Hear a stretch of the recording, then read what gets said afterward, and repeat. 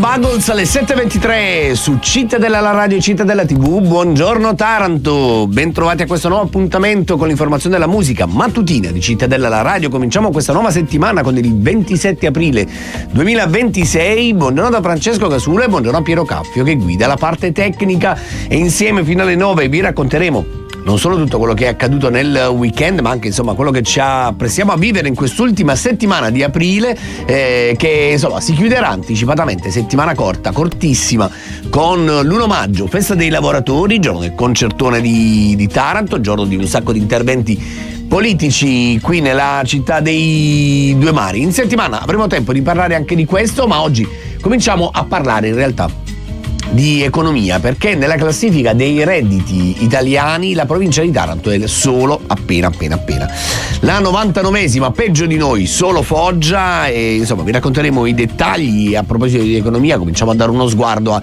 come è andato questo weekend con il giuramento il 25 aprile, questa domenica, questi anticipi d'estate che Taranto regala.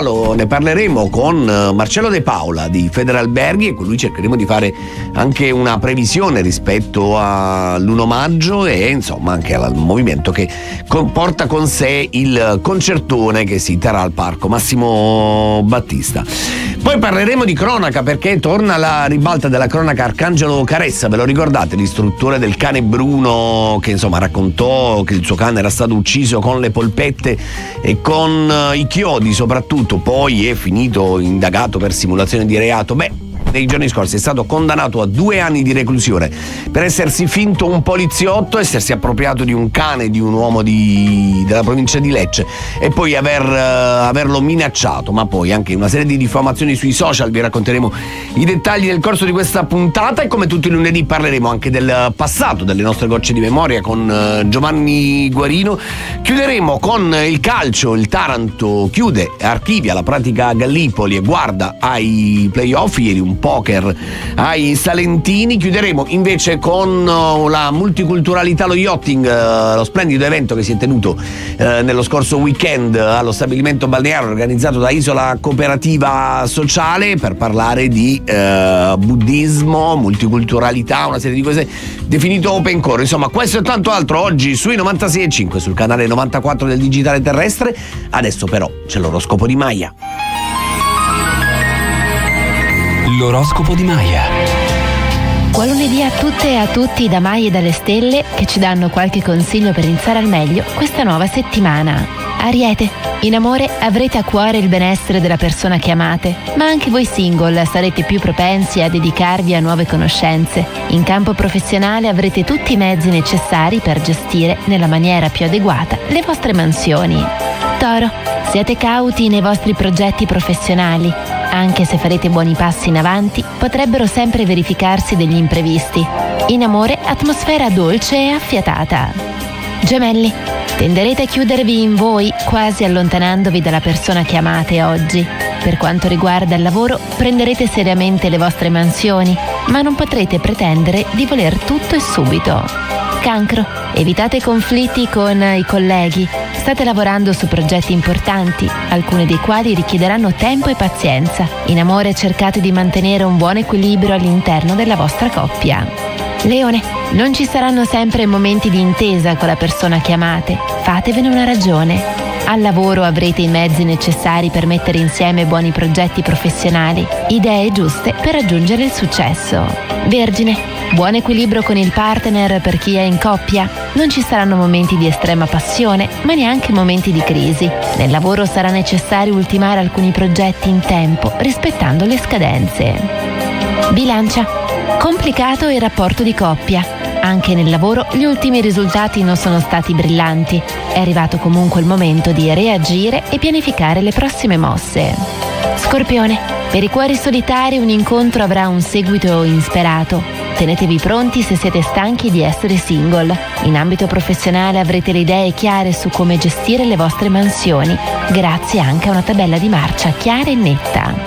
Sagittario, giornata scattante, perfetta per chi ama l'azione. Se avete un obiettivo da raggiungere, troverete la spinta giusta. Qualche piccola tensione con colleghi o amici, ma nulla di insormontabile. Capricorno, vi sentite più riflessivi del solito oggi. Il lavoro scorre senza intoppi, ma potreste essere un po' insofferenti verso chi vi distrae. In amore serve chiarezza, dite quello che sentite, senza troppi giri di parole. Acquario, troppe cose da fare e poca voglia di concentrarvi. La giornata rischia di diventare un piccolo caos. Qualcuno potrebbe fraintendere le vostre parole, quindi fate attenzione a come vi esprimete. Pesci, c'è qualcosa che vi preoccupa, ma cercate di non farvi travolgere dai pensieri. In famiglia potrebbero esserci momenti di tensione, basterà un po' di dolcezza per sistemare tutto. Regalatevi un momento di relax. Oggi vi saluto con le parole di Brian Katie. Il modo in cui ti relazioni ai tuoi pensieri è ciò che porti in ogni relazione che hai, compresa quella con te stesso. Ciao a tutte e a tutti. A domani con l'oroscopo di Maya. E grazie a Maya per averci raccontato anche oggi cosa suggeriscono le stelle. Adesso invece noi cominciamo la nostra rassegna stampa, diamo uno sguardo alla prima pagina della Gazzetta del Mezzogiorno. Trump nel mirino è l'apertura del quotidiano diretto da Mimmo Mazza. Spari alla cena con la stampa, salvo il presidente. Guerra nel Golfo, negoziati fermi. Iran, l'appello dell'Iran, stop con le minacce. E poi la bufera sugli arbitri, Marotta difende l'Inter, pressing per commissariare la FIGC e la Serie A intanto è garantista. Insomma, è niente male quello che sta accadendo. Insomma, se avete visto, se avete seguito, se non l'avete fatto vi racconto brevemente che ci sono 3 indagati per una serie di pressioni fatte sui designatori arbitrali. C'è Rocchi tra i 3 indagati, ci sarebbero state una serie di atti per favorire l'Inter e Marotta, presidente dei Nerazzurri, ieri ha difeso la squadra dicendo: noi l'anno scorso siamo stati persino penalizzati. Andiamo invece a dare un'occhiata alla pagina dedicata a Taranto della Gazzetta. Minacce e diffamazioni social, Caressa condannato a 2 anni.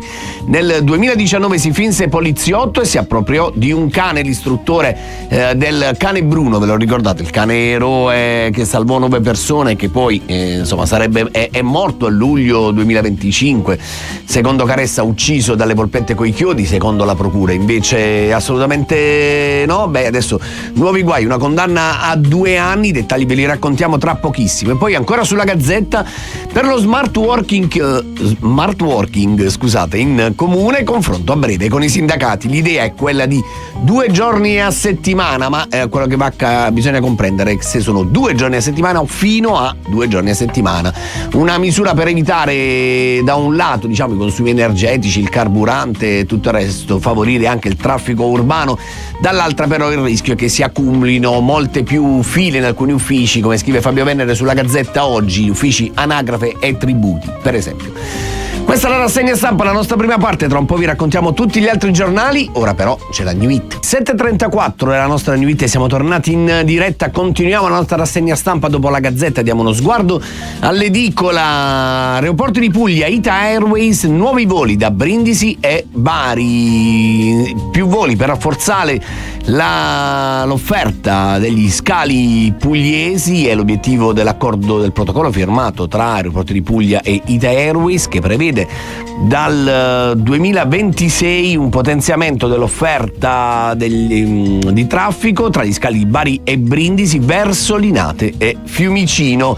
E poi al centro della pagina invece, ragazzo pestato a sangue, branco inferocito a Foggia, un diverbio per futili motivi finito in rissa. Ad avere la peggio un 24enne picchiato selvaggiamente da un gruppo di 5 o 6 persone di età compresa tra i 35 e i 40 anni, insomma non proprio il branco di ragazzini che ci aspettiamo di solito.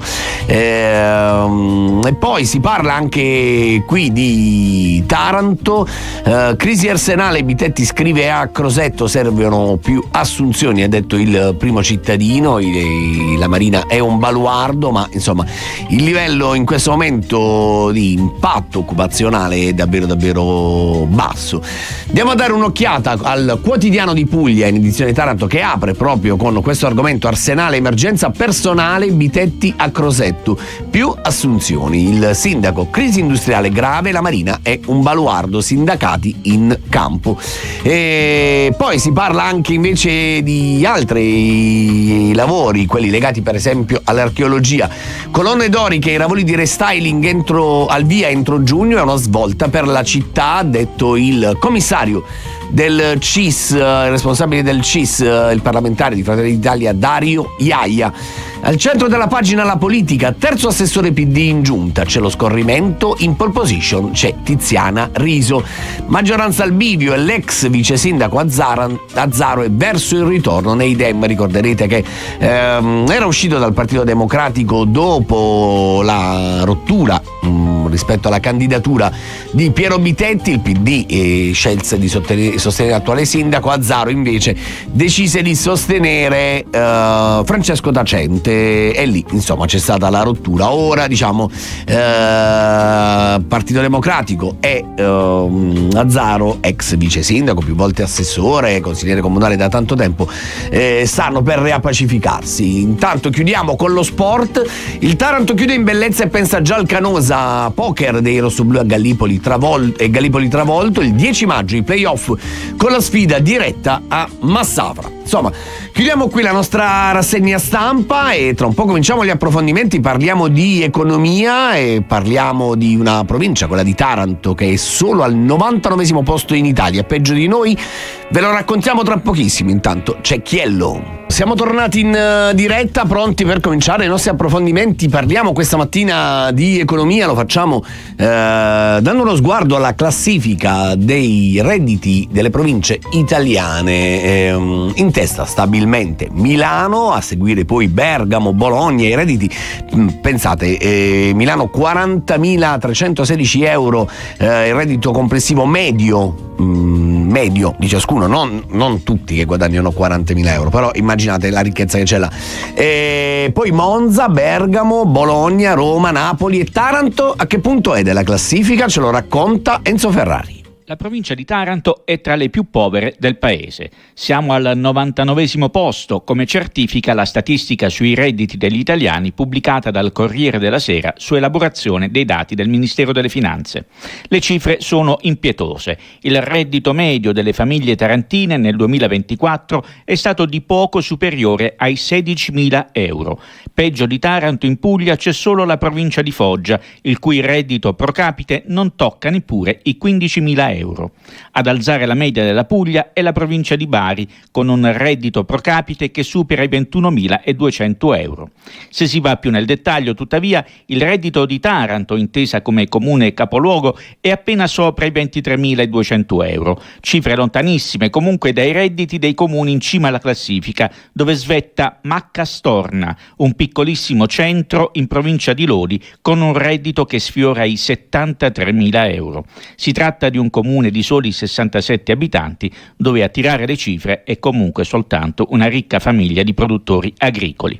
Ma il dato che più preoccupa nella classifica sui redditi degli italiani è che mentre il Sud cresce, facendo registrare un più 3,38% rispetto all'anno precedente, la provincia di Taranto arretra e perde 2 posizioni rispetto al 2023. Una scivolata che deve indurre a riflessioni profonde sulla necessità di scelte politiche ed economiche in grado di incidere sullo sviluppo reale del territorio. L'auspicio è che i miliardi che stanno piovendo su Taranto tra contratto di sviluppo, Just Transition Fund e Giochi del Mediterraneo possano produrre davvero uno scatto in avanti e chissà, magari tra un paio d'anni saremo riusciti a risalire qualche posizione.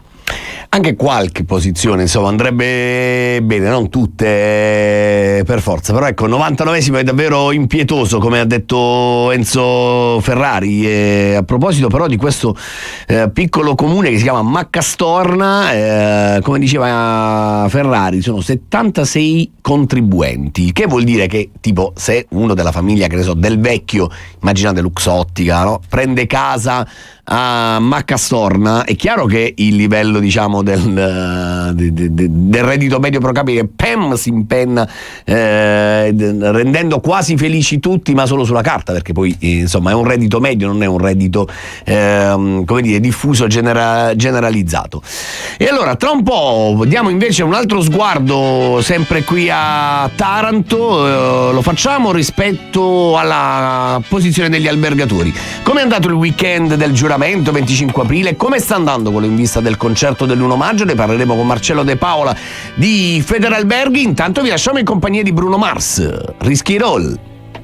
Certo, fa male al cuore sentire le notizie che abbiamo ascoltato poco fa. Taranto, 99esima provincia d'Italia per reddito medio pro capite. Evidentemente qualcosa c'è da cambiare, qualcosa forse sta cambiando nel settore del turismo, nell'accoglienza. Taranto sicuramente rispetto al passato sta facendo grandi progressi, numeri significativi li abbiamo visti, vi ricordate l'anno scorso in occasione di Pasquetta, la presenza del Vespucci a Taranto, la settimana santa, insomma grandi numeri in quelle giornate. Come è andato invece il weekend del 25 aprile? Lo chiediamo a Marcello De Paola di Federalberghi Taranto. Buongiorno, ben trovato De Paola.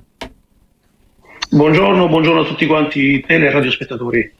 Allora De Paola, com'è andato questo weekend lungo, il 25 aprile, il giuramento il giorno prima? Ha fatto registrare qualche scossa, qualcosa che possa far ben sperare? Sicuramente sì, abbiamo avuto un incremento sostanziale delle prenotazioni rispetto al periodo concomitante il fatto dello svolgimento del giuramento, che sicuramente ha aiutato. Dobbiamo però anche dire che il giuramento resta un episodio isolato e quindi noi non possiamo basarci solo ed esclusivamente su questo incoming che sicuramente fa e ha fatto bene al settore.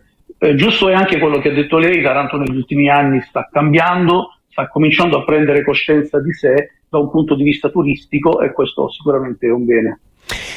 Questa settimana, altra settimana cortissima, 1 maggio festa, c'è il concertone che ormai da oltre 10 anni richiama gente un po' da tutte le parti, una grande line-up sia politica che musicale. Questo sta dando anche buoni segnali per le prenotazioni. Come stiamo andando, De Paola?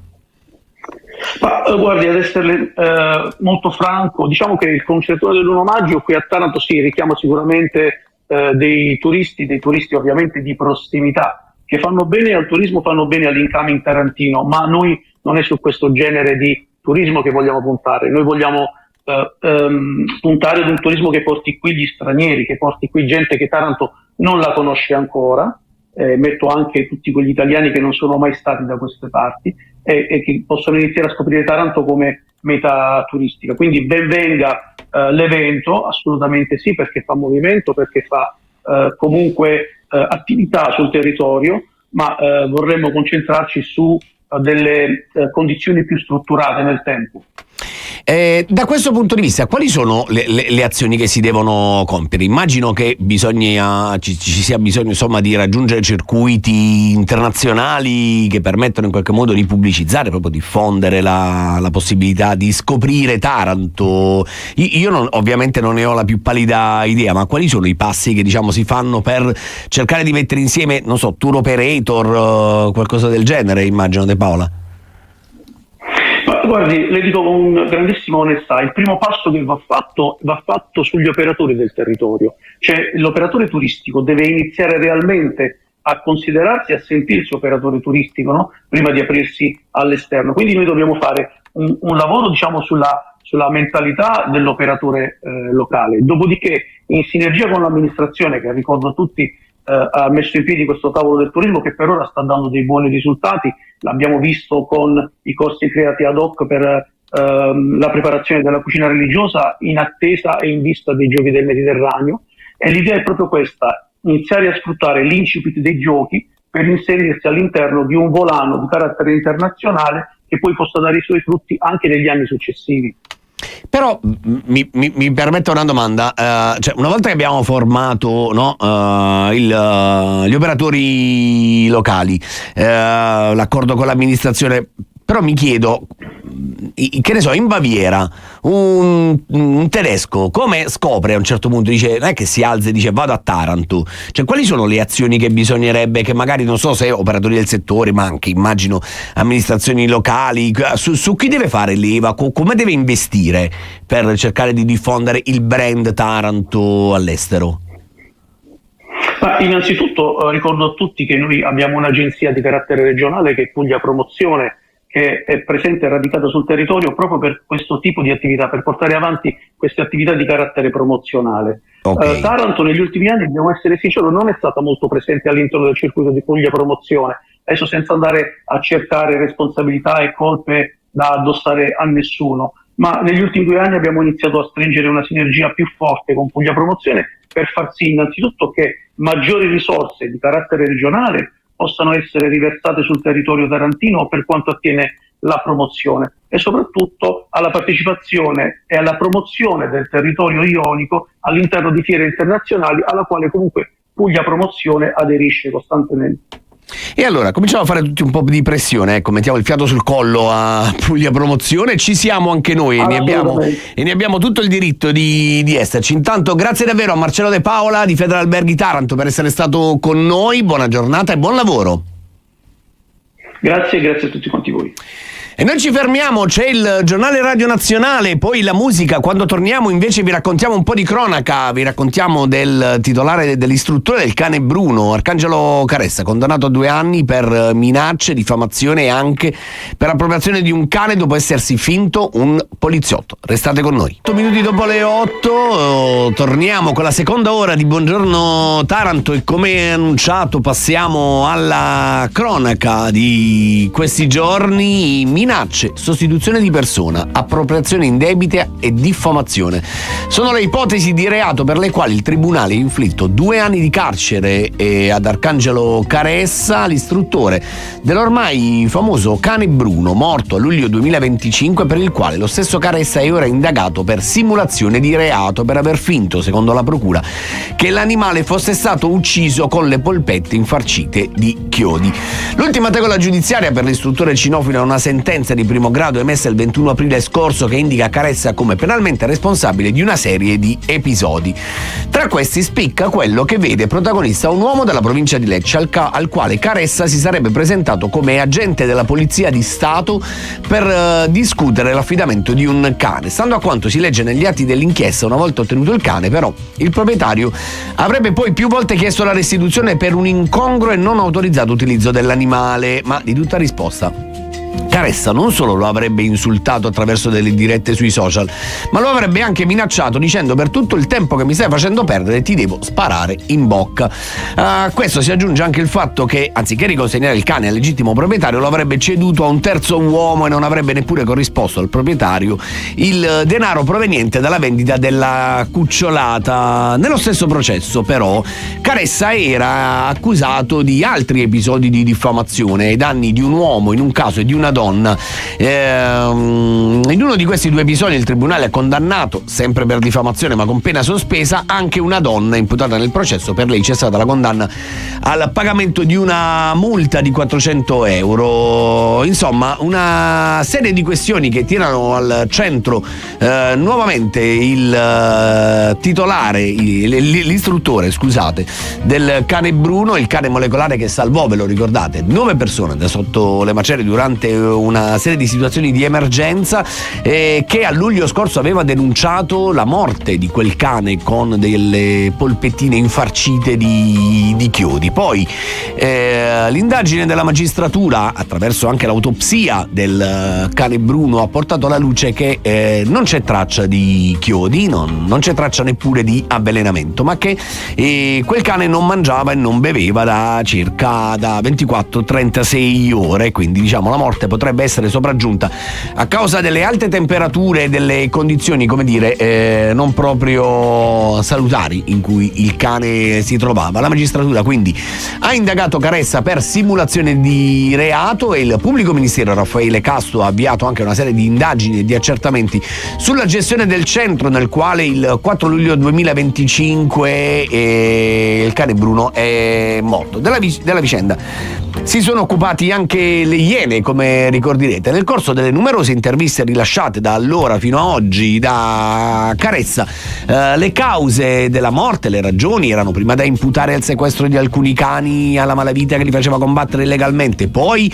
al servizio veterinario che lui faceva gratuitamente, in realtà aveva detto che era, insomma, faceva come volontariato, scusate, non gratuitamente ma come volontariato, e in realtà aveva un costo di circa 10.000 euro al mese. Insomma, una questione particolarmente complessa su cui la magistratura dovrà fare luce e valutare se ci sono delle responsabilità penali. Continueremo a raccontarvi naturalmente tutta la cronaca che avviene a Taranto. Adesso però ci fermiamo un attimo e lasciamo spazio alla musica prima di dare spazio invece alle nostre gocce di memoria. C'è Charlotte Cardin con ospite Bruno Marsera, Young, Wild and Free, giovane, selvaggio e libero. Mamma mia, che pezzone, dedicato questa mattina a Luca che ne aveva bisogno, non lo sapevamo e gli abbiamo fatto questo regalo. Speriamo di farli anche a tutti coloro che ci stanno ascoltando sui 96.5 e che ci stanno guardando sul canale 94 del digitale terrestre. Ne approfitto per darvi una notizia di cronaca, in realtà è più per fare un recap di quello che sta accadendo, ne parleremo tra pochissimo. Sabato sono state depositate le liste ufficiali per le amministrative 2026, sono 5 i comuni che vanno al voto nella provincia di Taranto: Manduria, La Terza, Roccaforzata, Montevesola e Fragagnano. Ma adesso non è il momento di parlare di questo, adesso è il momento delle nostre gocce di memoria. E diamo il bentornato come sempre al nostro Giovanni Guarino. Buongiorno Giovanni.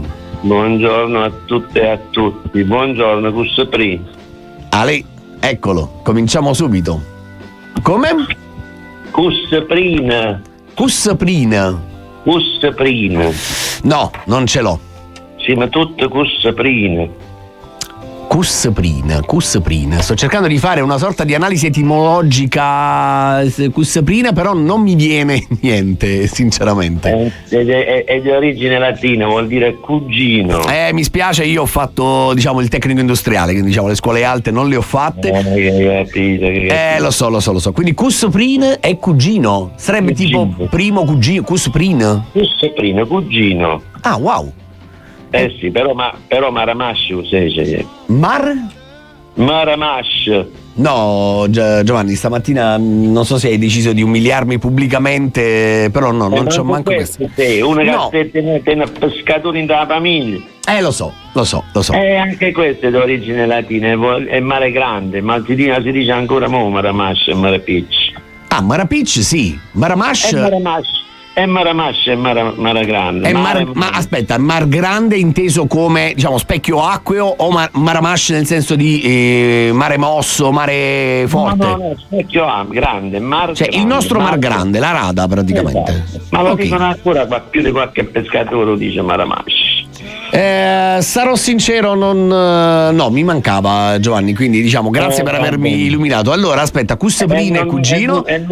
E Maramash e Mar Grande, Marapicci lo so, quello me lo ricordo. Questa te però che non ci sentiamo da uno sterzo. Da uno sterzo? Che mi sta prendendo per il culo stamattina pure Giovanni, capito? Non solo è lunedì, capito? Giovanni, no, neanche questa. Un sterzo, io quando penso allo sterzo penso al volante della macchina. Il volante. Un sterzo, avantiere. Un sterzo, no. Devo dire niente. Piero, come stai messo con sta roba? Quindi non sono l'unico che in questo momento sta malissimo. Ok, no, niente. Manco questa, Giovanni. Non sterzo. Quindi aspetta, avantieri. Non sterzo. L'altro ieri c'è avantieri. Oggi, secondo ieri, non sterzo e l'altro terzo. Quindi avantieri praticamente. Esatto. Ok. Perché io ho in testa screa, capito? Questo è andare avanti, questo è tornare indietro. Quello è tornare indietro, sterzo. Va bene, no, non lo sapevo.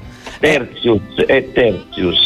Ok, tertius, sì, certo, è latino. Parliamo di cose serie, va. Dimmi ma tutto. Se io ti dicessi Cebola Magnina. In realtà, allora, la premessa è che io ho sempre detto Mannina. Anche se tu, diciamo, adesso mi hai corretto legittimamente, è Magnino. Ma diciamo, la domanda più che altro è: c'è poi chi paga? C'è poi Magnino? No, quello è uno, oppure c'è vuole Magnino e l'ha detto Magnino, ce l'ha detto Magnino. E chi era questo signor Magnino o Magnini? Che a Taranto, diciamo, governa un po' una parte dei Muttetti. Era un personaggio storico della prima metà del Novecento, giusto Giovanni? Sì, era il segretario generale, è stato segretario generale del Fascio dal 1934.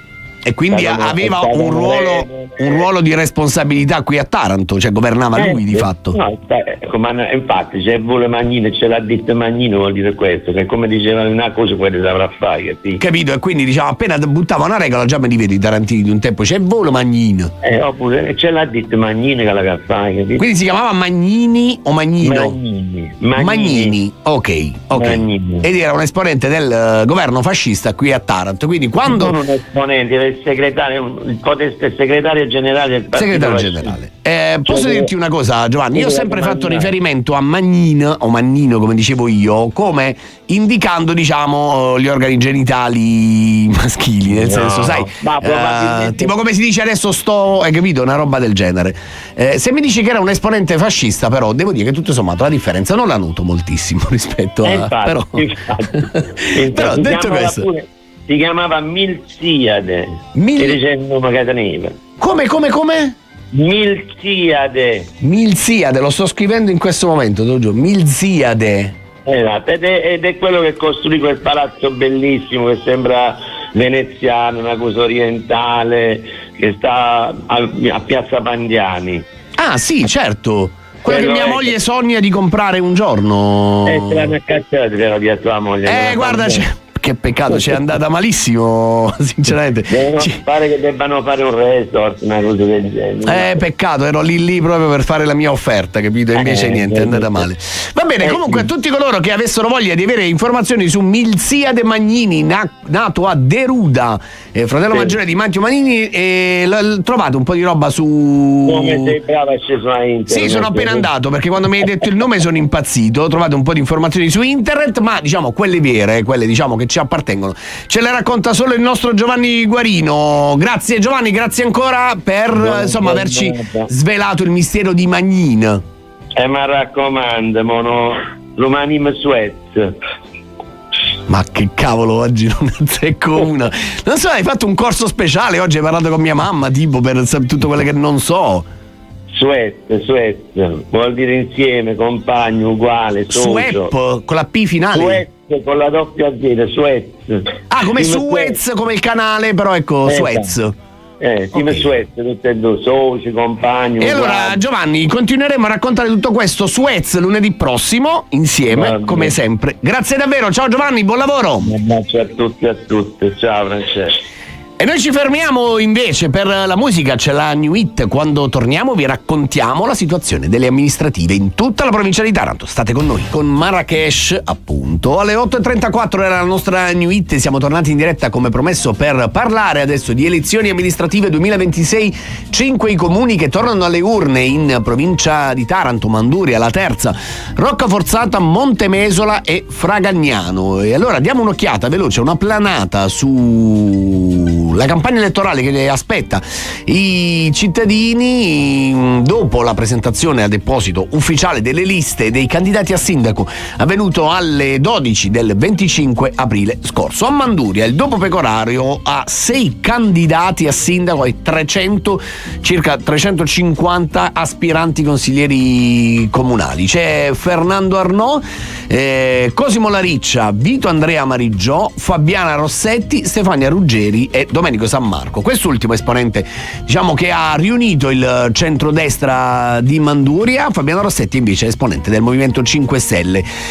Alleanza Verdi-Sinistra è scesa in campo con Stefania Ruggeri, invece il centro-sinistra si è in qualche modo spaccata fra civici e non solo, tra Arnò, Lariccia e Mariggiò. Aggiungiamo che, per esempio, diciamo come curiosità, a Manduria la lista del Partito Democratico non c'è, c'è una lista che si chiama A Sinistra, che è composta da esponenti di Alleanza Verdi Sinistra, Rifondazione, Demos, Reti Civiche e gli stessi democratici e gli stessi Dem. Andiamo invece alla terza, dove c'è una corsa a tre tra Cefalo, Cristella e Suglia. Chi sono? Angelo Cefalo ha 53 anni, è un medico ed è candidato per il centro-destra. Fu candidato anche nel 2020 a quelle che vinse l'attuale sindaco Franco Frigiola.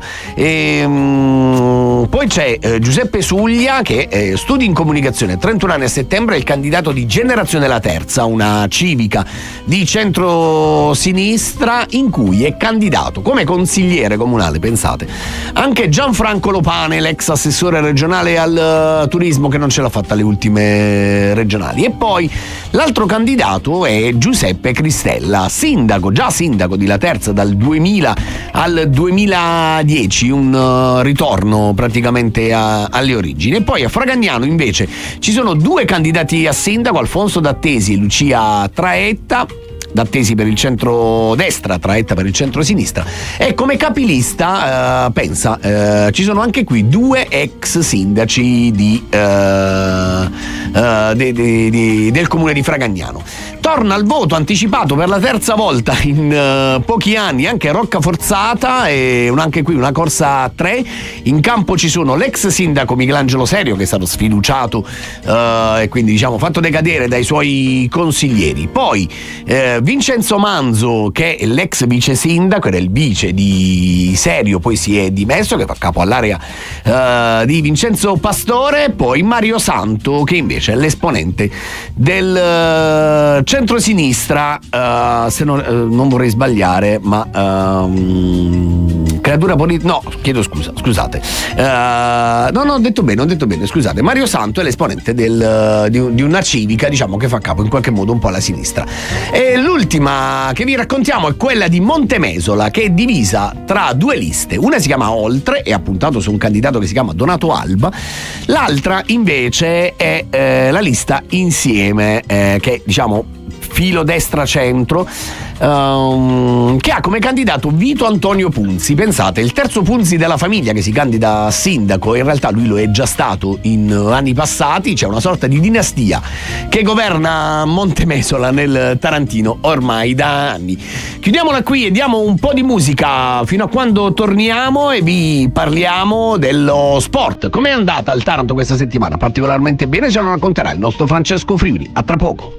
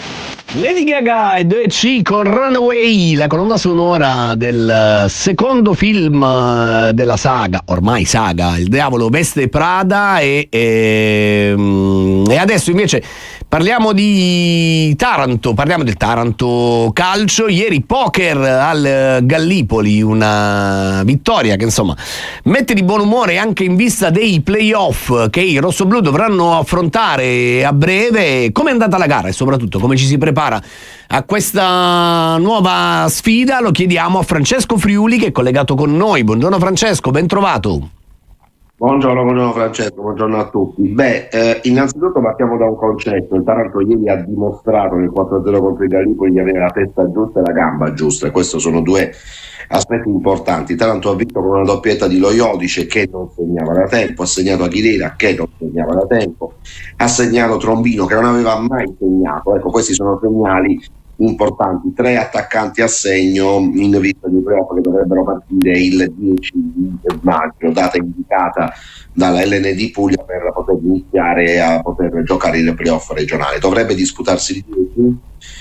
Si sta facendo strada l'ipotesi di poter giocare alle ore 18 e non alle 20:30 come insomma con meno caldo, ecco, possibile la sfida, quella che vale una stagione per il Taranto, almeno l'inizio di quello che può valere una stagione per il Taranto, ma anche per il Canosa, che va ricordato la formazione ospite, la squadra che ha il rendimento migliore in trasferta, mentre il Taranto è in assoluto quello che è il rendimento migliore tra le mura amiche del girone di ritorno. Quindi insomma si affrontano due squadre sicuramente di livello. Francesco, possiamo provare un attimo a raccontare a chi ci ascolta e a chi ci guarda come funzionano i playoff che il Taranto dovrà affrontare?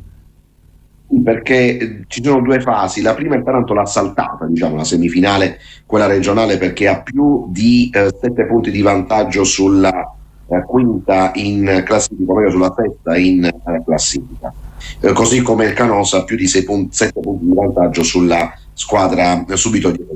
Pertanto Taranto e Canosa vanno in finale. Taranto e Canosa si affronteranno in gara secca in casa della migliore classificata, ossia il Taranto, avendo finito a pari punti 74 per il Canosa, valgono gli scontri diretti. Il Taranto ha vinto quella Coppa d'Italia per 3-1 all'andata e ha pareggiato 0-0, quindi il Taranto va a giocarsi questa gara in casa. Gioca nell'arco di 120 minuti al massimo, nel senso che se nei 90 minuti il Taranto o il Canosa dovessero vincere la partita, la squadra che vince accede alla fase nazionale dei playoff. Mentre invece se dovesse permanere il risultato di parità, qualsiasi risultato di parità, quindi 0-0, 1-1, 2-2 e così via, si va ai tempi supplementari. Se la parità dovesse permanere, è il Taranto a passare in virtù della migliore condizione in classifica. Attenzione però, perché come dicevamo non è promozione in Serie D, ma è accesso alla fase nazionale. Che come funziona, Francesco? Gioca in semifinale e finale. La semifinale il Taranto l'affronterebbe nelle giornate del 24 e del 31 di maggio con la formazione vincente del raggruppamento B dell'Eccellenza Campana. Quindi giocherebbe l'andata in casa e il ritorno in Campania, questo giusto per essere chiaro. Mentre invece la finale, che giocherebbe il 7-14 di giugno, sempre in gara di andata e ritorno, il Taranto lo affronterebbe con la vincente della squadra che ha vinto i playoff dell'Eccellenza del Molise contro la squadra vincente del raggruppamento A della Campania. Pertanto il Taranto, se dovesse, questo è importante e poi concludo, se dovesse affrontare poi la finale con una Campana, avrebbe un minimo vantaggio, cioè quello di giocare il ritorno in casa, perché poi si invertono, no? Chi gioca in trasferta e chi gioca. Voglio ricordare che quest'oggi comunque durante Onda Rossoblu andremo già ad approfondire i temi delle squadre campane, perché abbiamo predisposto proprio un collegamento con un collega campano. Siccome sono 2 gironi in Campania, effettivamente sono 6 le squadre che rischiano, che potrebbe incontrare il Taranto, potrebbero essere o la Battipagliese in una prima fase e la Caivanese nella seconda. Però tutto lo approfondiremo oggi dalle 15 alle 16 e in replica dalle 21 alle 22, e parleremo anche con il presidente del Canosa, che sarà ospite nella nostra trasmissione. E allora l'appuntamento l'hai già ricordato tu oggi con Onda Rosso-Blu, mi raccomando non mancate. Intanto grazie a Francesco Friuli, buona giornata e buon lavoro. Grazie, buon lavoro a voi. E noi ci fermiamo per un po' di pubblicità. Quando torniamo parliamo di altro, parliamo di multiculturalità. Pensate, buddismo, mare, sport, lo facciamo con Open Core. Restate con noi. 6 ultimi minuti di questa puntata di Buongiorno Taranto li dedichiamo a un evento di multiculturalità che si è tenuto allo yachting in questo fine settimana. Si chiama Open Core e ha messo insieme la conoscenza, la saggezza, l'esperienza di monaci buddisti e una serie di conoscenze del nostro territorio. Ci racconta tutto Federica Pompamia. Atleti, artisti, artigiani, musicisti, danzatori, operatori del benessere e referenti di centri culturali e spirituali, uniti per celebrare la natura, definita linfa vitale per il territorio ionico. È attraverso l'Open Core Festival organizzato all'interno dello Yachting Club che le diverse arti e culture hanno generato una lettura diversa della città di Taranto. Al centro della narrazione le ricchezze umane, animali e ambientali che si trasformano in simboli di resilienza. Un'occasione che per Emilio Porchetti, responsabile del festival, diventa occasione per comprendere meglio le dinamiche di transizione del territorio. Lo Yachting Club già è predisposto per organizzare questo evento, perché comunque ha molto investito nello sport, ad esempio ci sono dei campi a beach volley, quindi è già una zona predisposta allo sviluppo di alcune discipline, e poi vabbè è circondato dal mare, quindi il mare lascia sempre l'orizzonte aperto, no? Quindi dà spazio a nuove culture, appunto, a conoscenze di realtà diverse. Sì, in realtà Taranto ha una natura fortissima, Taranto è proprio la città delle dualità, no? Cioè, da un lato abbiamo l'Ilva come sfondo, quindi tutto ciò che può sembrare in perfetto contrasto con la natura, però di contro abbiamo una natura fortissima, quindi abbiamo una diversità sia marina che faunistica e anche di flora incredibile. Iniziamo a prendere consapevolezza della potenzialità e della bellezza del territorio nel quale viviamo, no? Quindi sempre più associazioni sono iniziate a nascere, a collaborare insieme e fanno immaginare veramente scenari completamente diversi rispetto alla monocoltura dell'acciaio. E un po' la speranza è quella di tutti di sognare un futuro diverso. E allora vi ricordo nel frattempo che Città della TV dà voce ai cittadini di Taranto, e quindi se avete voglia di segnalarci disservizi, problemi tecnici, problemi del territorio, situazioni di interesse pubblico, eventi, notizie, potete scrivere alla nostra redazione, lo vedete anche in sovraimpressione, potete mandare le vostre mail a segnalazioni@cittadellatv.it e attraverso WhatsApp 339 680 6868. Naturalmente tutto sarà verificato dalla nostra redazione nel rispetto non solo della verità ma anche del rispetto della privacy, ma ovviamente voi potete allegare tutto quello che serve per dare significatività alla vostra segnalazione, video, foto, tutto quello che vi può servire. Grazie a Piero Caffio per aver guidato la parte tecnica, grazie anche a Michael Schino. Noi ci fermiamo, dopo di noi c'è l'informazione, ma non dimenticate l'appuntamento col TG di Cittadella alle 14 sul canale 94 del Digitale Terrestre. Noi torniamo domani dalle 7 alle 9 per raccontarvi tutto quello che accade a Taranto e nei dintorni, e mi raccomando non andate via, restate sui 96,5 MHz, restate sul 94, c'è Cittadella.